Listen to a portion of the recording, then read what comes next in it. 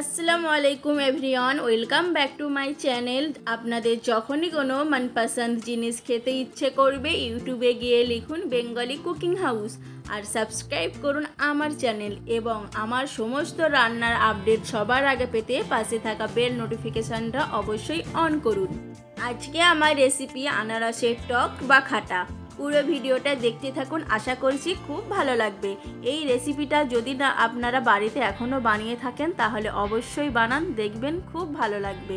প্রথমেই আমি এখানে আনারস নিয়ে নিয়েছি। আনারসগুলো এইভাবে চৌকো চৌকো শেপ দিয়ে আমি কেটে নিয়েছি। এখানে একটা আনারসের অর্ধেকটা আমি নিয়েছি। এরপর একটা গোটা নারকেল আমি এইভাবে ছোট ছোট করে কেটে নিয়েছি। এরপর মিক্সিং জারে দিয়ে এরকম একটা পেস্ট বানিয়ে নিয়েছি। এখন আমি নারকেল থেকে দুধটা বের করে নিচ্ছি। তার জন্য উষ্ণ গরম আমি জল নিয়েছি। জলটা নারকেলের পেস্টটাই ঢেলে নিয়ে আমি ভালো করে হাতে করে প্রথমে মাখিয়ে নিয়েছি। এরপর একটা ছাঁকুনি দিয়ে এইভাবে নিচড়ে নিচড়ে আমি দুধটা বার করে নিচ্ছি। নারকেল থেকে দুধটা বার করে একটা সাইডে এখন আমি রেখে দিচ্ছি। এরপর কড়াই গরম করে আমি দিয়ে দিচ্ছি আনারস কাটাগুলো। দেওয়ার পর দিয়ে দিচ্ছি অল্প হলুদের গুঁড়ো আর 1-2 ফোঁটা সরষের তেল দিয়ে ভালো করে আমি হাতে করে মাখিয়ে নিচ্ছি। তো এভাবে ভালো করে হাতে করে মাখিয়ে নিতে হবে।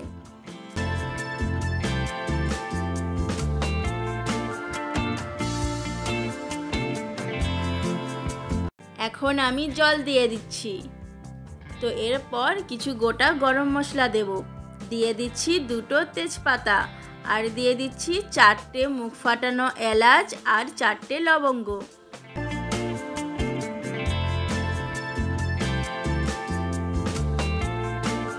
এখন এটা ঢাকা দিয়ে হতে দেব 10 মিনিট। 10 মিনিট পর ঢাকা সরিয়ে নিচ্ছি। দেখুন বন্ধুরা, যতটা পরিমাণে আমি জল দিয়েছিলাম জলটা কিন্তু শুকিয়ে গেছে। এই পর্যায়ে নারকেল থেকে যে দুধটা আমি বার করে রেখেছিলাম এখন সেটা দিয়ে দিলাম।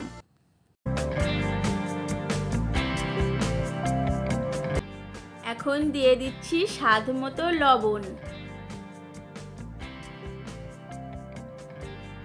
আর দিয়ে দিচ্ছি স্বাদ মতন চিনি। এখানে আমি 4 চামচ চিনি দিয়েছি, আপনারা স্বাদ বুঝে চিনিটা দিয়ে দেবেন। এখন আমি এটা ঢাকা দিয়ে আরও 5 মিনিট হতে দেব।